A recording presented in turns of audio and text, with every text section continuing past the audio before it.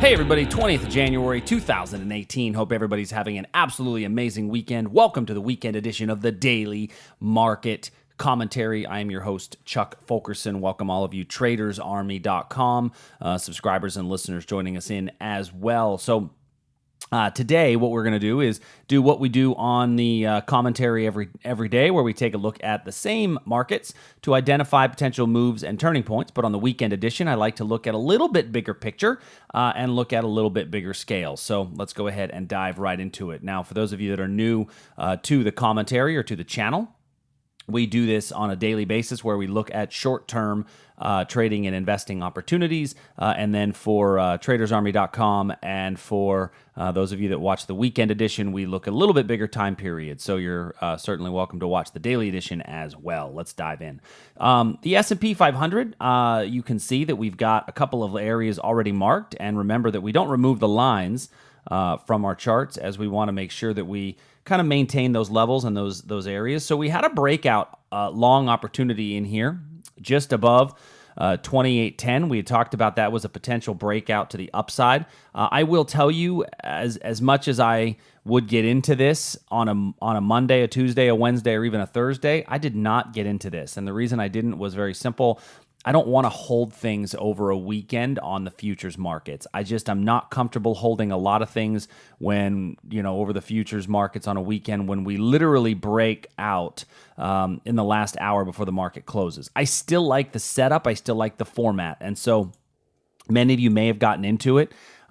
If indeed we come back, we open up on Sunday night where we don't get a huge move, I'm going to have an entry probably placed right here. Now, if you did take the long on the breakout, your stop's got to go below here. This is our last pivot low before the breakout to the upside. So your stop has to be below 27.95, below 27.96 to really follow the rules of a breakout long.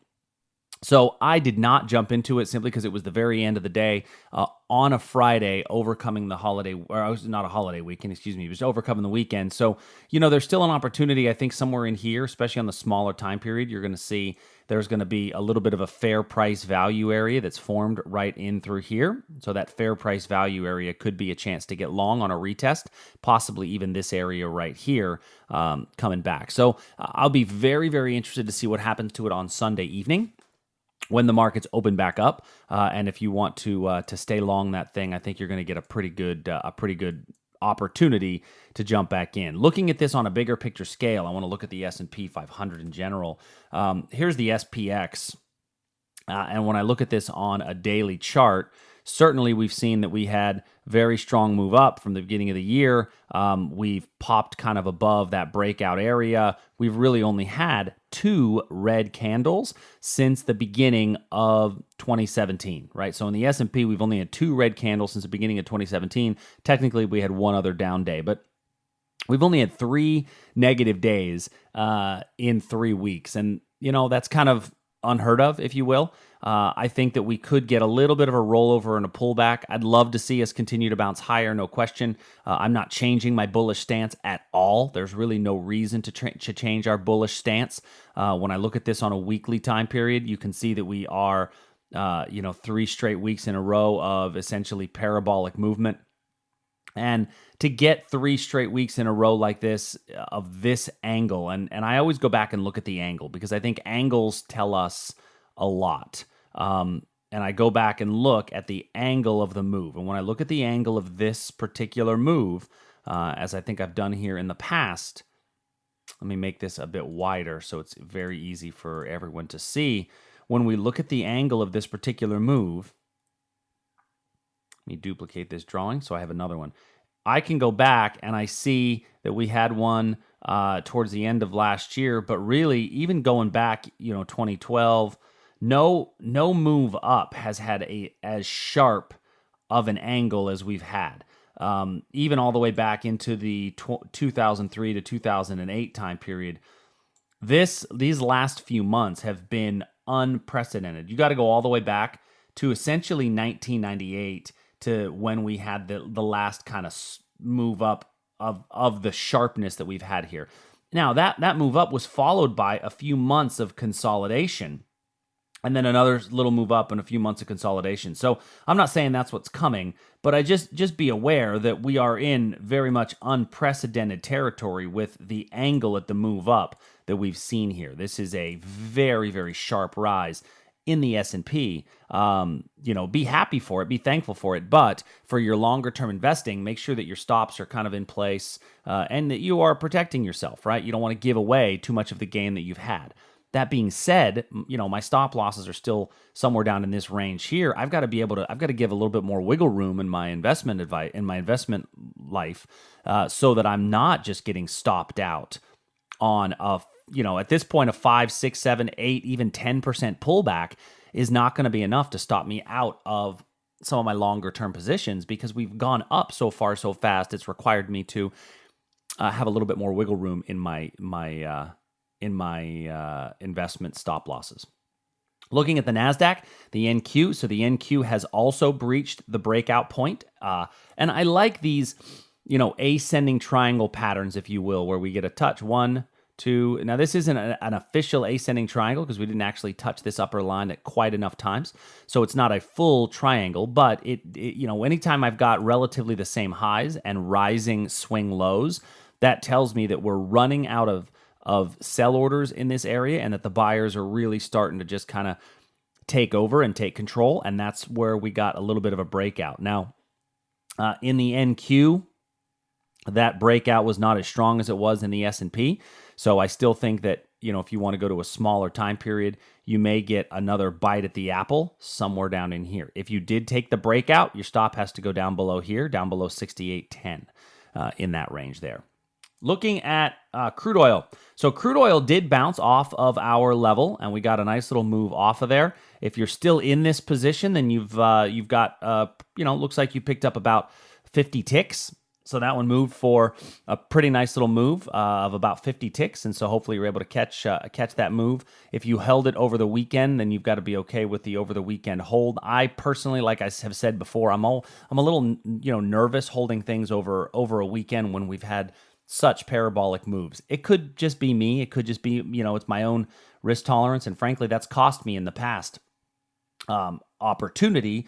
It's cost me opportunity to not hold things over a weekend, but it's never cost me money to hold things over a weekend, if that makes sense. So I'm willing to give up the opportunity in exchange for protection, and that's kind of what my belief is. So it's up to you as far as your risk tolerance, whether or not you held this thing over the weekend. On the big picture scale for crude oil, looking at this on the daily chart, I think that we are, we put in a little bit of a reversal candlestick on a daily chart. This is a nice little hammer candle after a pullback down. So this could be another entrance for a chance to get long on a trend line level. That hammer candle, the body bounced right off the bottom of a trend line. If you really connect those bottoms, we're not even quite there yet. So we could even have another down day before then popping back up. For those of you that utilize some of the different indicators, you might actually see that we are coming down to a pretty key moving average. And now I'm getting the spinning blue wheel of death. So I would check those indicators, but it looks like I can't at the moment. So we'll check those in a moment. There we go. So let's go to add a quick study, and we will just throw on, actually, I think I've got it pre-saved. We'll look at our moving averages right in here. So we can see that we are way high above our 20-period moving average. This is the 20-period simple moving average, but what I'm going to do is throw a 13-period exponential moving average on there. And the reason for the moving average exponential, the 13, is that's a really common moving average that a lot of traders will use. If you've never used the 13-period moving average, the 13-period moving average is especially the exponential one, is considered a very, very common moving average that has a lot of algos that are buying off those averages. And as you can see, we literally came down right to that 13-period daily moving average. It's highlighted here in green, and we just touched it. So I'll change the color there because it's a little hard to see in green. Let's make it, we'll make it orange, and we'll make it a little bit thicker. All right, there you go. So you can see that 13-period moving average, we literally just came down and touched it. So that is really where we got our bounce off of, not simply because of the 13-period moving average, but all of these things add together, right? Any reason that people have to buy drives price up. And if it's a technical sell, a technical buy signal like a 13-period moving average or a 20-period moving average, there's enough electronic trading systems out there that buy off of these very common moving averages. That's kind of why I look at Fibonacci retracements occasionally, because there's enough electronic systems that buy off of those. Any reason that causes more buyers in the area is going to cause that level to work that much better. Now, we looked primarily at this fair value price area to tell us where to place our entrance. And let me remove all these studies. We looked primarily at the fair value price area to see where we would want to get in. And then that 13-period moving average just kind of helps that area to move. So as far as bigger picture, like looking at it on a weekly time period, there's plenty of room for crude oil to continue to run. We've kind of come above this area through here. Our next stopping point isn't until up here and around $75 a barrel. So, we've got lots of room for crude to run. In fact, it can run all the way up to here. So crude could be a good opportunity if you're looking for a potential flight to safety on your big picture investments. So could gold. Looking at gold on a weekly chart, a time period, a weekly chart. We've got this. It just seems like 1,400 an ounce has been a very strong fair price area that a lot of people have been using as kind of a resistance point in gold. So that 1,400 an ounce. But if you notice here, we just keep getting a bit higher above it. And I think if we break above there, we can go to 1,600 an ounce. So it's fairly far away. If I'm looking at it from a trader's perspective, if I'm a day trader or an intraday trader, we had this huge run up in gold. And those of you that watch our daily market commentary saw that we were able to catch this very, very bottom and then just ride the candle to candle style all the way up. We have since had another little bit of a reversal, and today we got another potential entry on a candle to candle style of trade. Now, that being said, I don't like these upper wicks for a short-term trader. These upper wicks here indicate that the buyers are unable to hold on to their gains, right? So we have all those upper wicks those last couple days, 4 days in a row of upper wicks in the candlesticks tell me that the buyers are having a little hard time holding on to their gains. So when I look to the small time frame areas, my areas that we've got outlined as potential buy points still hold true. Let me remove all those other areas here.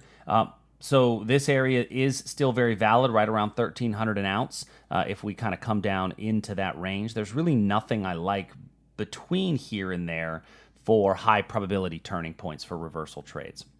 Looking at the bonds. So the bonds continuing to just get hammered. And, as we continue to raise rates, you will see bond prices continue to fall. I think that there's a really good opportunity if we bounce up for a couple of days to get short and catch this macro trend. Looking at it on a weekly time period, you can see that we have finally broken below this kind of support line. We closed below that support line for the first time in a really long time. There's plenty of room for bonds to come back to where they were in 2010. I think we could easily come back down to our 2010 levels in the bonds. So from a trader's perspective, I'd be looking for a rally up to a small time frame opportunity to get in. And the most recent one is right about here, where we had this rally, this little bit of sideways fair price area before price fell away from there. Still have this one up here, but have really been unable to get back into any high quality opportunities. So we'll see if we come back into this one on Monday as an opportunity, or Sunday. Sunday. We'll see where we open up on Monday. Looking at the Aussie, so the Aussie's continued its march higher. We've still got our buy point here in the Aussie. Looking at this on a weekly time period, seeing continued weakness in the dollar.